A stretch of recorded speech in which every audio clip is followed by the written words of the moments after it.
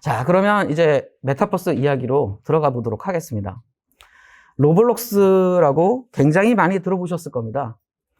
뭐 여기 써 있는 숫자들 보시면 아시겠지만은 일일 활성 사용자 수가 2020년 3,200만 명에서 2021년 5천만 명으로, 그 다음에 체험 방문자 수, 그 다음에 친구 관계 형성 보면 전부 다 1,000만 아니면 억, 엄청난 숫자를 자랑하고 있죠.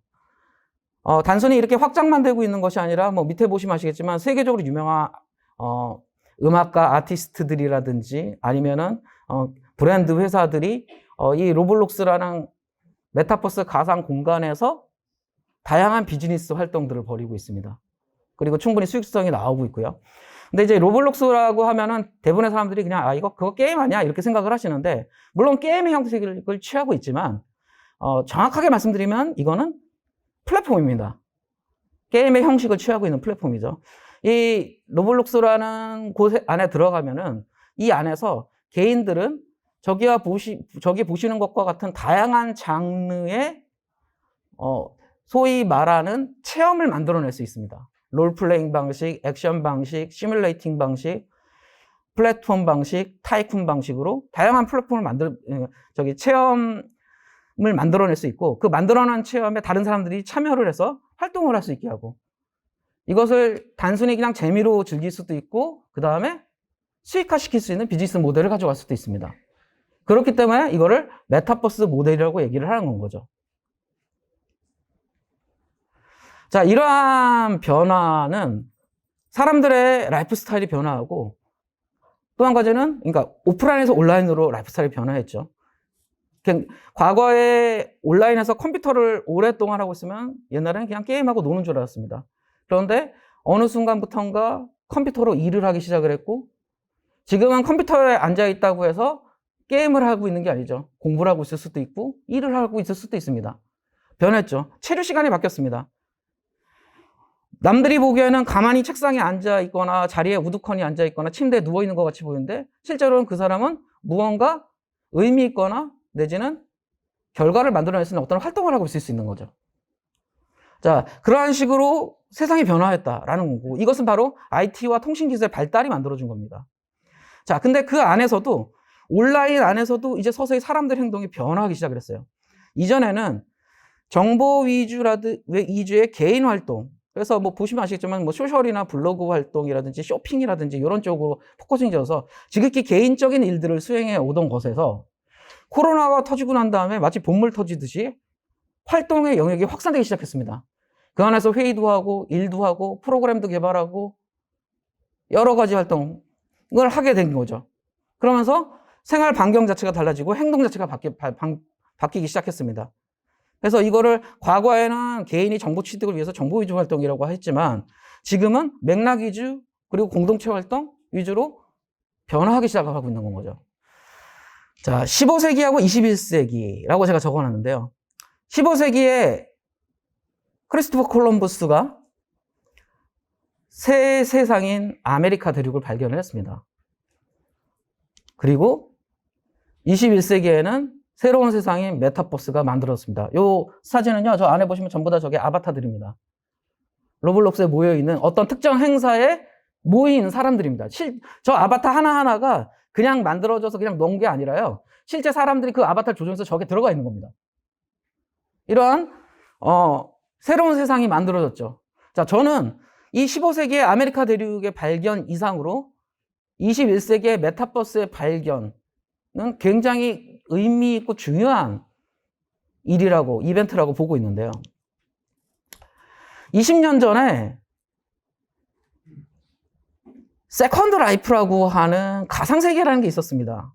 요즘 메타버스 얘기 많이 나오니까 굉장히 이 분야에 대해서 전문적인 분들이 이런 말씀하세요. 아니, 20년 전에 있었던 가상세계 세컨드 라이프 같은 것과 지금 현재 나온 로블록스의 메타버스가 그닥 다른 거 없지 않나? 이렇게 말씀하시는 분들이 계세요.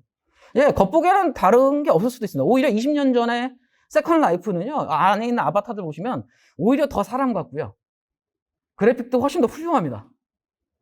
그런데 왜 그때는 시들해지면서 사라진 이러한 세계가 지금은 로블록스라는 메타버스를 통해서 더 활성화가 돼 있을까요?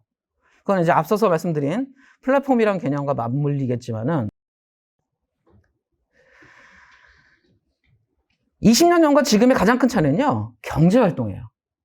20년 전에 세컨 라이프는요, 그냥 게임이었어요.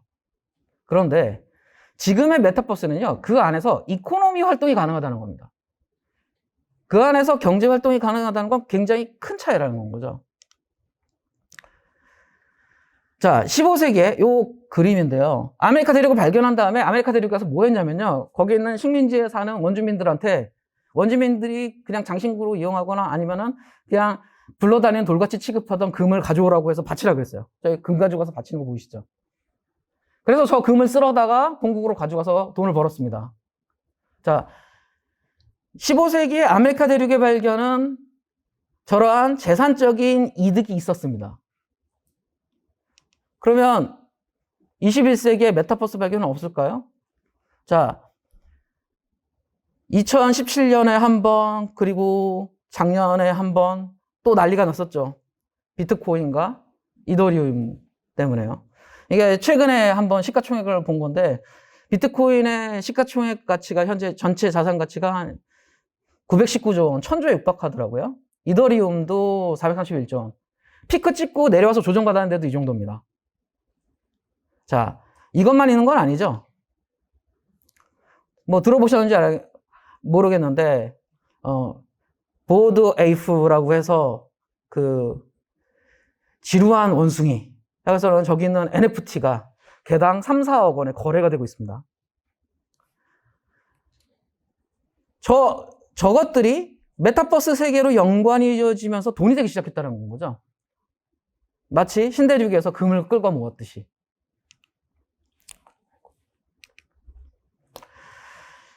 엑시라고 하는 엑시 인피니티라는 것이 있습니다. 베트남의 스타트업이 만들어낸 모바일 게임인데요. 저희 보시는 저런 캐릭터들을 가지고 3대3으로 싸우는 게임입니다. 그래서 이거를 파티로 삼아가지고 하는 건데, 이게 또 난리가 났었습니다. 이것의 성공으로 이 엑시 인피니티에서 사용하는, 이 게임 안에서 사용하는 코인의 가치는 3조 원이 넘어갔거든요. 자, 이 게임은 대충 형태적으로 말씀드리면 이렇습니다. 초기에 엑시 3마리를 사야 돼요. 근데 살 적에 뭘로 사야 되냐면 엑시 인피니티라고 하는 코인으로 사야 됩니다. 그리고 이 코인을 가지고 이제 게임을 하고 플레이를 하면서 이거를 디벨롭 시키는 거죠. 그러면서 그 안에서 역시 엑시라는 코인을 게임을 하면서 법니다. 그러면서 경제 활동을 하는데, 자, 한국에서는 이런 식으로 해서 버는 코인이 최근 2, 3년 동안에 코인 가격이 막 올라가면서 이 엑시라는 코인의 가치도 막 올라갔거든요. 그래서 이게 가치가 어느 정도 되냐면 한 달 동안 열심히 하면은 보통 한 3, 40만 원 벌어요.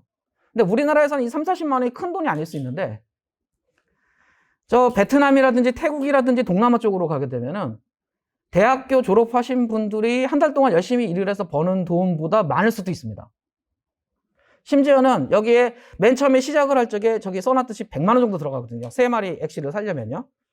이거를 임대를 해줘요. 어떤 사람들이. 초기부터 했던 사람들이. 그래서 임대를 해주고, 아이디들을 임대를 해주고, 거기서 버는 돈의 일부를 수수료로 받습니다. 이렇게 프랜차이즈식으로 오퍼레이팅 하는 사람들 같은 경우에는 월 수익이 1억, 2억씩 됩니다. 그럼 그 나라에서 이 정도의 수입이란 건 굉장히 엄청난 수입이겠죠. 이런 식으로 이코노미 활동이 돌아가기 시작했다는 거죠. 블록체인과 NFT가 결부되기 시작을 하면서. 자, 세계의 초일 기업들. 저는 마이크로소프트가 참 대단한 회사라고 생각을 하는데요. 어떻게 대단한 회사냐면요. 도스 시절에 윈도우로 전환하면서 살아남았고요. 윈도우 시절에 또 각종 소프트웨어 플랫폼으로 전환하면서 또 살아남았고요. 지금은 메타버스로 전환하면서 또 살아남으려고 합니다. 그러니까 뭐냐면 시대의 흐름, 기술의 흐름에 따라서 자기의 메인 비즈니스, 핵심 비즈니스, 중점 비즈니스를 잘 바꿔가면서 살아남은 회사가 바로 마이크로소프트라는 회사죠. 페이스북도 마찬가지죠. 최근에 회사명을 변경했습니다. 메타라는 이름으로. 그리고 메타버스에 집중할 것을 대외적으로 선포를 했어요. 자, 세상이 일로 갈 거라고 생각을 하는 건 거죠. 이것이 미래의 산업이라고 생각을 하는 겁니다. 자, 이거는 마치 제가 봤을 때는 이렇습니다. 과거에 골드러시라고 해서 미국 서부에서 땅을 파면은 금이 나온다. 그래서 사람들이 몰려갔었잖아요. 이것과 다르지 않다고 봅니다. 메타버스라는 세상 안에서 내가 어떤 비즈니스 모델을 만들어내면 그것이 곧 돈이 된다. 그리고 미래의 삶은 메타버스 공간으로 사람들의 라이프 스타일이 굉장히 옮겨가기 때문에 이쪽에서 무언가 만들게 되면 신대륙을 개발하는 것과 마찬가지의 효과를 거둘 수 있다라는 이런 거죠. 자, 이것이 바로 현재 메타버스로 전 세계에 있는 모든 기업들, 전혀 관련이 없을 것 같은 오프라인 기업들조차도 나도 메타버스 하는 이유 중에 하나라고 보시면 됩니다.